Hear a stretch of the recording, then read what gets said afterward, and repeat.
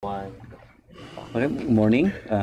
We have with us today at our Facebook Live, Straight Talk, our prison Special. special, Mr. Rico Alfiler, is currently the Vice Chairman at the Philippine National Bank, but we will ask him to impart with us his wisdom gathered as a representative of the Philippines at the IMF in Washington, D.C. He's a central banker by I think by training and at heart. So, Mhm. morning, Mr. Alfiler. Good morning. Okay. We So, also have Din yeah, we also, Magtoto here yeah, we as also a have guest. our In-house in-house analyst. Mr. Analyst, the Bing And one of Matoto. our columnists, Mhm. Din Magtoto. Okay, right off, Sir Pilar. Yes, good morning. I actually attended a pre-SoNA conference. I think it's about 2 weeks ago, was it? Yeah, July 1. July 1. And I suppose that was a preview of what the president will say at the SoNA. Mhm. And I have to say that I was very impressed at the presentation of the president's cabinet at that pre-SoNA conference. Mhm. And obviously they highlighted the build initiative of government, the infrastructure, and also the other initiatives on improving the tax system, making it more business friendly, Mhm. and also their initiatives on improving the overall economic environment, including job creation. Mhm. And I imagine that that is what the president will highlight in his SoNA. Mhm. And in the main, I agree with the presentation that we are in for a sustainable high growth Mhm. over the next 2 years, Mhm. which is good. Um, and I think the fact that the acceptance rating of the president is very high augurs well for probably peace and order, which is Mhm. also something that our foreign investors are looking at. So overall, I think it's going to be good in the next 2 years. Mhm. Uh, Okay. you think the well, what is your reading of the economy in terms of what needs to be sustained by presidential focus? Well, obviously Mhm. the need for more infrastructure, more and better infrastructure, Mhm. is key. Because if you look at our neighbors, Mhm. it's really their heavy investment in roads and bridges and telecoms and energy infrastructure Mhm. that propelled them to high growth. And we are in that direction, I think. Mhm. And obviously, we should encourage the government from pursuing that track continuously.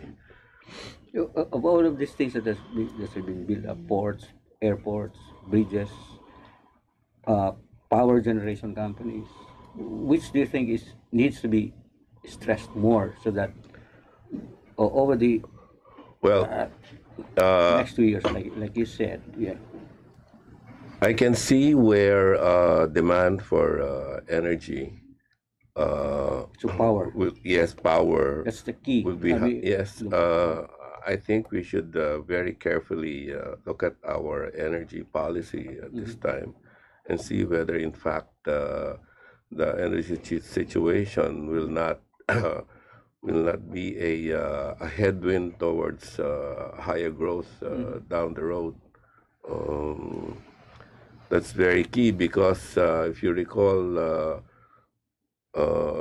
most of our energy then generating capacities have been developed during the Ramos administration, and there Mhm. has not been any major Major. addition to that Mhm. supply Supply. situation. So we need. You're saying we need additional or I alternative think sources of if power. there's yes, I think if there's anything that can hinder higher growth, it will probably be the lack of supply of Supply. energy that can be a big factor in that.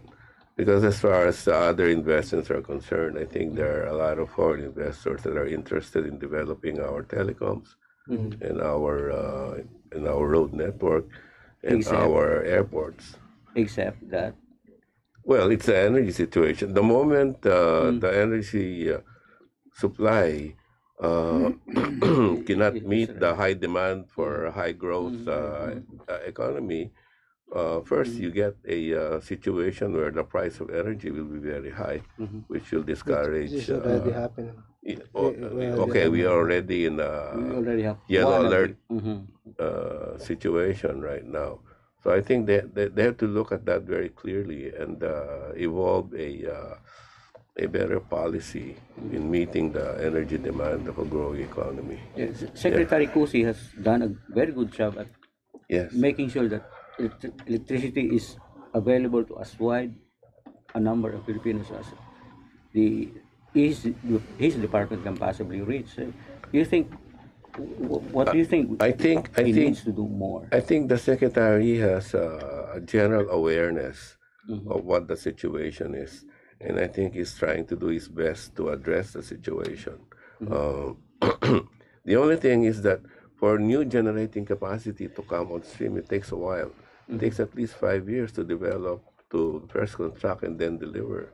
So they should already be looking at quick measures to augment the electricity supply.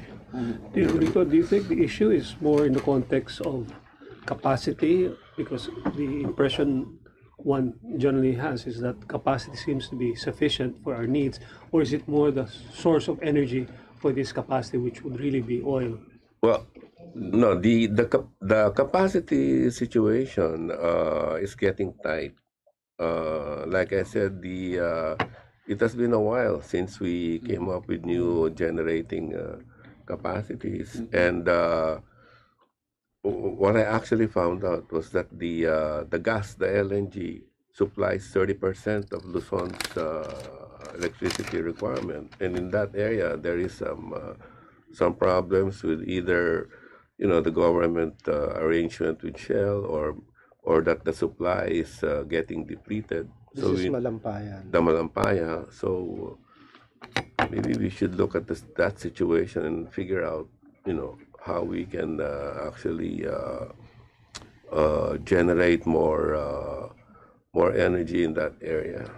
But for example, as far as I'm aware, even the FIT, no, which is meant to provide incentives for the renewable, Yes. has in fact been sort of tightened in terms of what would be available there. No? So is the government sort of going the opposite direction? I think there has been a lot of approvals for constructing new generating capacity, renewables, and all that. But somehow along the way, the commencement of the project gets delayed. And like I said, it takes at least 5 years for a generating plant to come on stream. Stream. That's why we really need to look at that as well. The bureaucratic process of approving all these capacities. And like I said, I think Secretary Kusi is aware of that.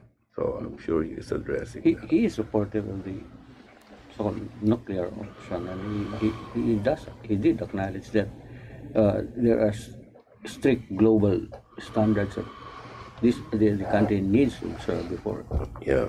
it is even allowed to proceed. Assuming, of course, that the policy of the government is that it embraces the idea of allowing the nuclear option to proceed from Yes. plan to actual. Well, I Pursuit. I think the general sentiment right now globally is to look at renewable energy. So away from the coal and the oil. The So, dirty so-called yeah. In fact, the fossils. a lot of funders are now coming up with their own sustainable environment policy, and pretty soon they will probably, look at financing coal-fired projects, with anticipation. Even some insurance companies are already taking the position that they will probably not insure, dirty energy creation facilities. So that's going to be a problem down the road. Talking about renewable, I think there was a recent law that was passed at the level of the House and the Senate.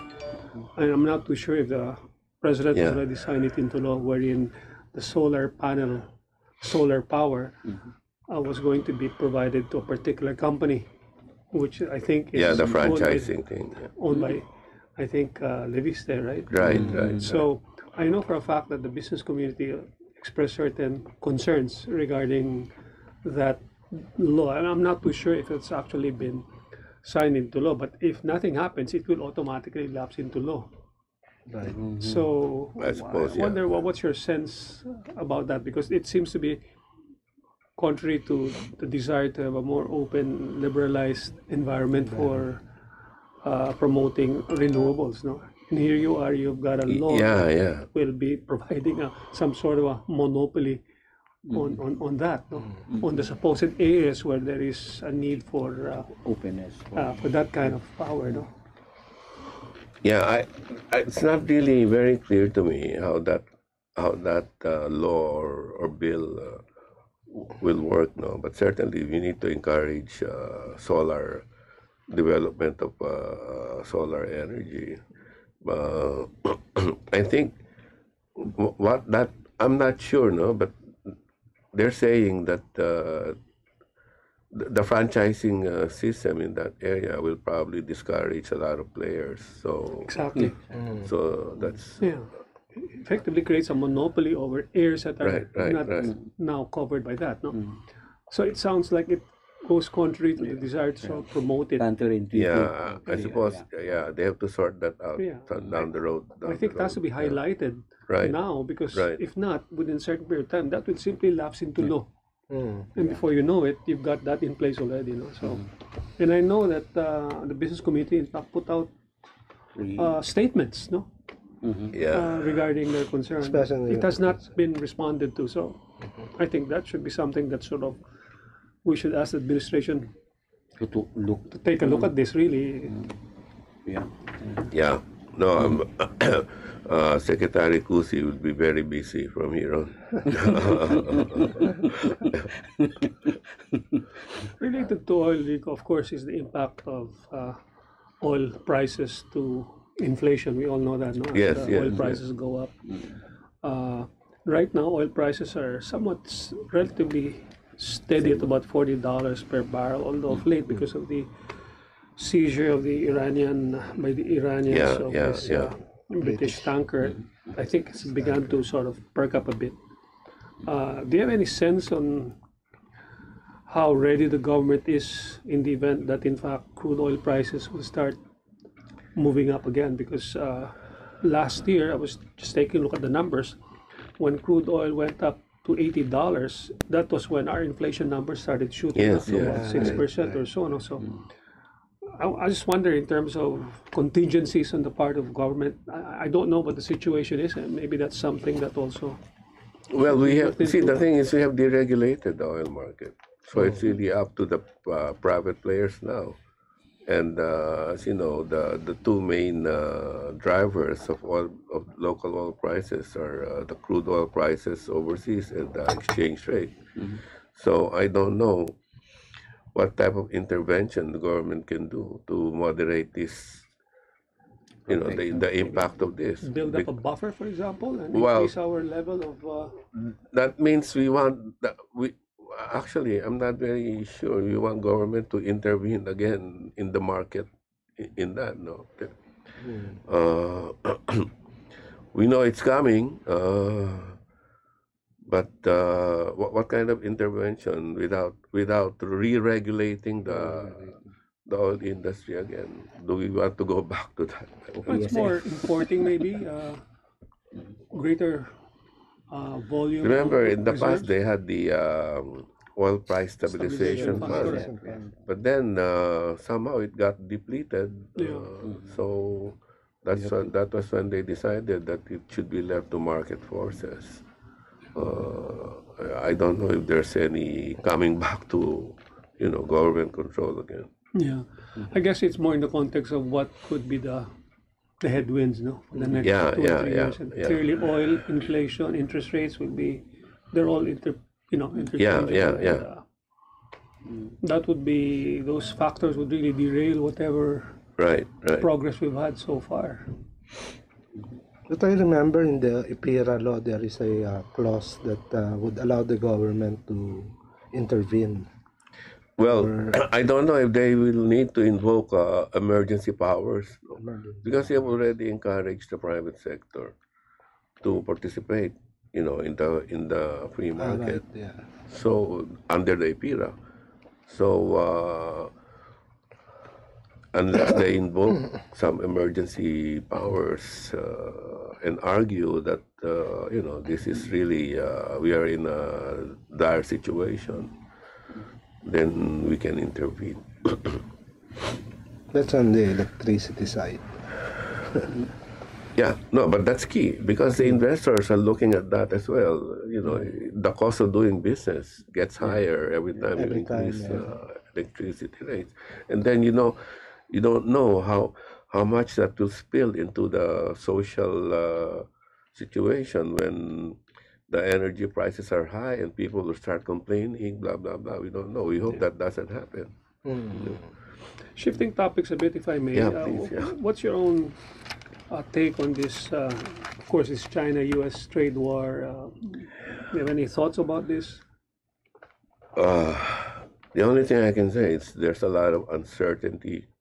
There's a lot of my sense is that there's a hardening of positions between the U.S. and China because the U.S.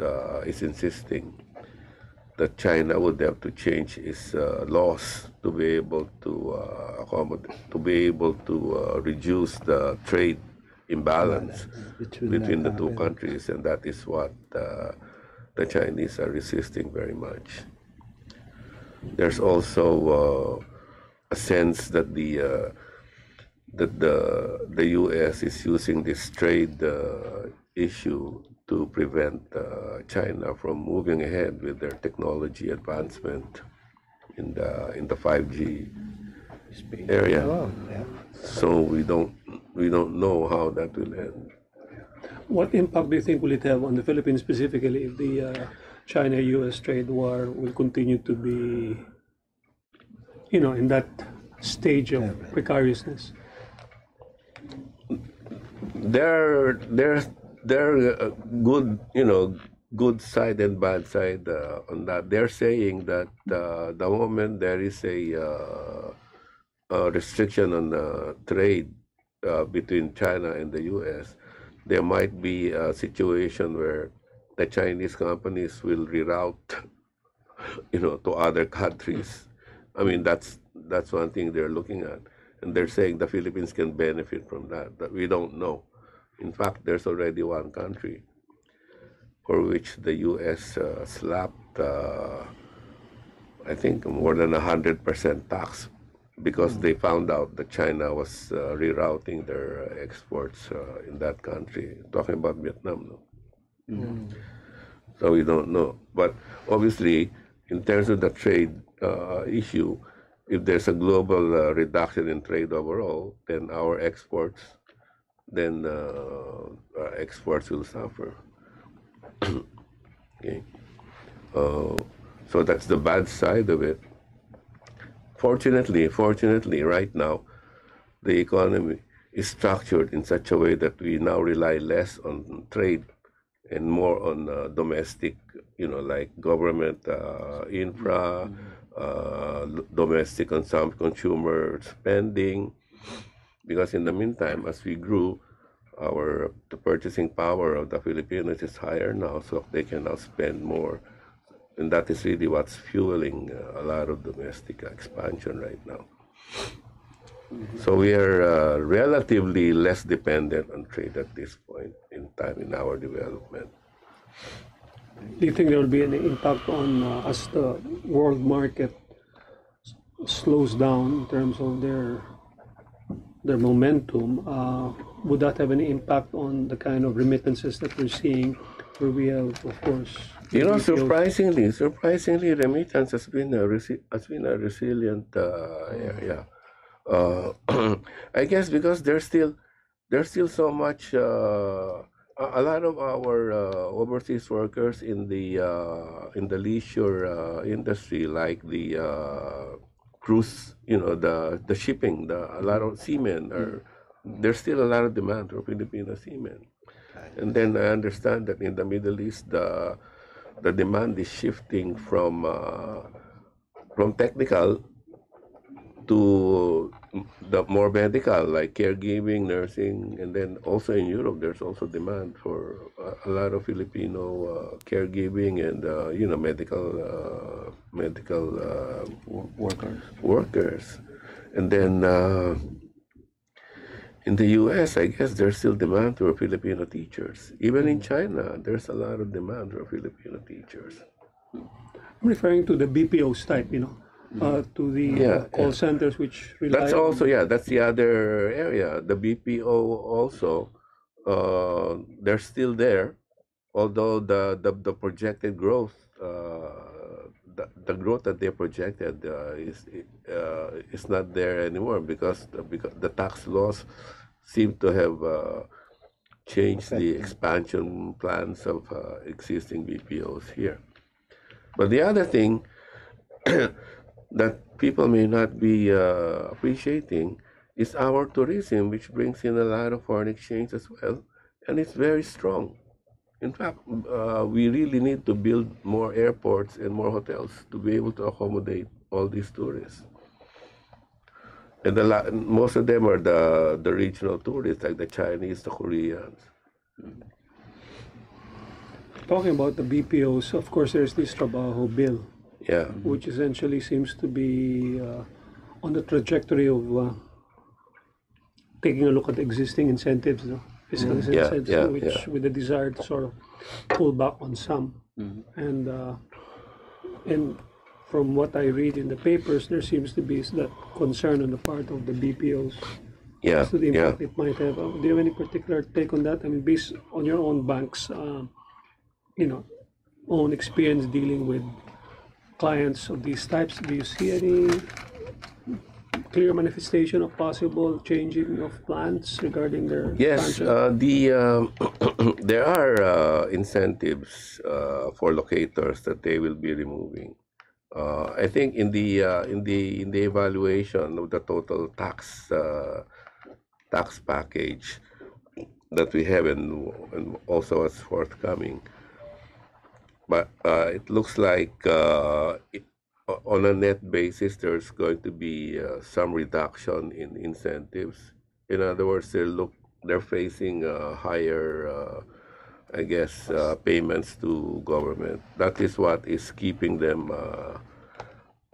in the drawing board of what to do next.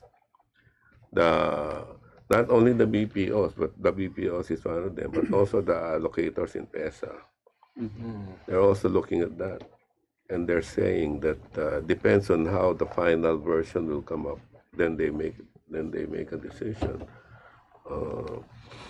Because in the meantime, there are other countries in the region that are inviting all these locators as well, and are offering so many things, a lot of incentives, the incentives that we used to give in the past. I think that what the government has figured out in their analysis of all these incentives is that they're saying that at the rate these people are making money, even if you remove some incentives, there's still some reason for them to stay. No, but we don't know. We don't know whether in the medium term or the long term that will still be the case. So there are some pushbacks from, as we know, from PESA and from the BPI associations regarding Yeah. the tax package.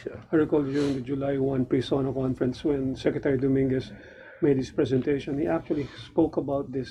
Yeah, If you remember, he had said that when he had offered to certain companies incentives, in fact, to the extent of even saying, I'll pay you so much for every employee that you hire, and would you like to do it? And of course, the response was yes. But then he also related, provided you put them up in Marawi, if you remember that. yeah. And to which, of course, this corporation said, no, They no, thanks. demurred. I think his point was that I think government seems to want to direct the incentives to areas Less where, developed. incentives Yeah, are clearly needed. And that for areas where incentives may no longer be needed because it's fairly stable and mature already. The question is whether, in fact, of course, whether business will look at it in that context, or whether they'll simply pull back simply because the incentives aren't there anymore, move to a different country. Yeah. I mean, I think that's the challenge that the government has to sort of now manage, what the pros and cons are of pulling back and not getting them to sort of move out. And so it's going to be interesting to see over the next few months how this will evolve.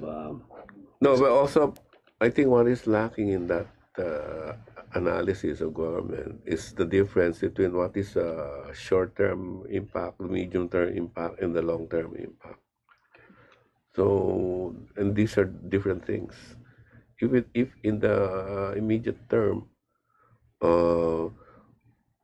behavior can be guided differently if you look at the medium term than if you look at the long term. So, what do we really want? How do we want to sustain our growth? So, I think that's important as well. But clearly, I guess government is looking at tax revenues to provide funding support for the build. I mean, it seems to be not much choice on the part of government, right? Right. Build, and they also need money for the universal health care. Correct. No, I mean, And free education. Free education. so I think those are the issues that will probably be of importance to the next 3 years. No, I mean, how these tax interplay with companies sort of pulling back or even moving out. No? So let's hope that our government officials have made the right call on this one. Or Yeah. Well, NEDA has a medium-term plan, so they have to figure out how all this will impact on the plan. Obviously, the objective is sustainable growth. We have to sustain our growth, and I think it is sustainable. So we can only address the potential headwinds. We are on the way to a high growth environment, I think. On the basis of what has happened so far, and if we look forward as far forward as we can, you think 6% for the Philippines sustainable? Well, okay, 6% maybe this year and probably next year. But like I said, if you do not address the headwinds, especially the power situation, then it's going to be very, very tight. It's going to be very, very difficult to sustain a 6% growth. I think all we got to do is take a look at what happened in September last year. Yeah. When oil prices went up to 80, of course, inflation went up. Inflation went up, interest rates moved up. Dampened growth. Said they plan for 102. And then 105, I think. And then The oil price. Yeah. And then, that would be a killer price. Well, I think government has this trigger. If it hits the $80 level, then they will pull back on some of the taxes that have been The excise approved tax. already. Yes. So there is that mechanism. That's embedded in the law. Yeah. Yeah. Okay. But obviously the situation which is beyond our control, really, what's happening in the Middle East. We don't know where this thing will lead to. This recent seizure of the vessel. It could escalate, and before you know it, the price could really just jump up overnight. Okay. Unfortunately, that's way beyond our control. from all of these discussions, you get the sense that power is right up there in terms of priorities for Well, President Duterte to address. they have to give that priority. That's what we're saying. I don't know how much they're looking at it right now, but what we're saying is this is probably sounding the alarm on the energy situation down the road. Yeah, the government has addressed the infrastructure problem. Yes, what I'm getting the sense of is that infrastructure and power are the two main Yeah. problems for investments. So, the power sector should be the focus for the last 3 years. What do you think? Yeah, I guess give it more attention than what they're putting right now. No? So Because in the meantime, there are also other infrastructure requirements. For example, even the water, we're getting into a yeah, crisis situation because we don't have bulk water supply, and we have not been developing bulk water supply, di ba? Uh, and even the environment, But what I'm saying, let's focus on power muna, sige. But water is next, should be next. Interesting, just thought lang, Rigo, because talking about power, you can't help but take a look at the South China Sea situation where, of course, overtly there seems to be that political consideration on the part of China why that sort of asserted themselves, but there's also that presumably hidden commercial agenda. There's a lot of Right. reserves out down there, no? And so I think my understanding is that right now there's been a move on the part of government to try to strike out some sort of a cooperation with China regarding exploration, Developing and which- exploring that, yeah. which seems to be that my own take is that seems to be the right path to take, no? And as vis-a-vis, of course, you've got the political clamor on the other hand, saying why are we sort of trying to accommodate China. So I think it's again a fine line of government trying to be practical about how to handle it without necessarily alienating completely the the political opposition, perhaps that is prevailing. The mood seems to be so much anti-China, but the reality is that I think we need to sort of cooperate with those guys to try to see how we could mine whatever's down there. No? That's my own sense. I don't know what's your own take. Yeah. No, I agree with you totally.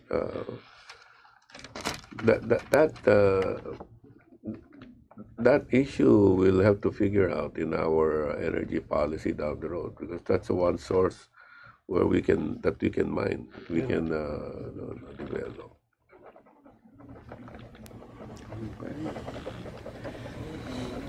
How about on the Brexit? I don't know.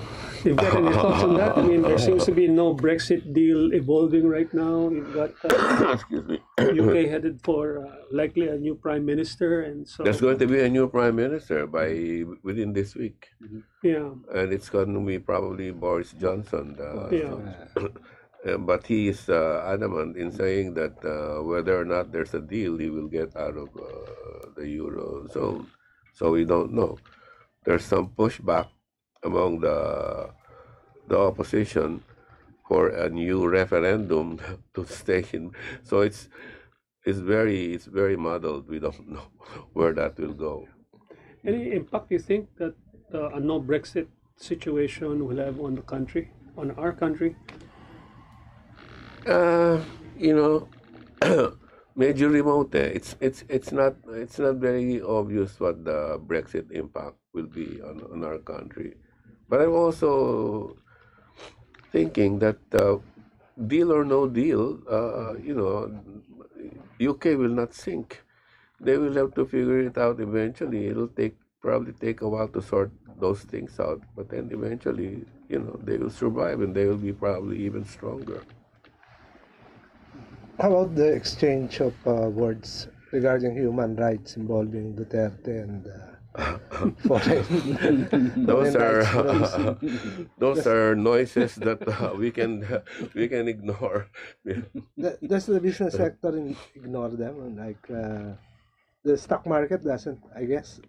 It doesn't move the market. Doesn't move on. The Or stock even, market is driven by fear and greed.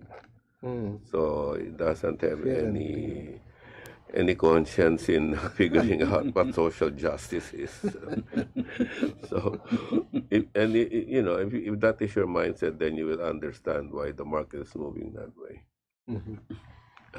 Even in the U.S., with all of these uncertainties, the market is really,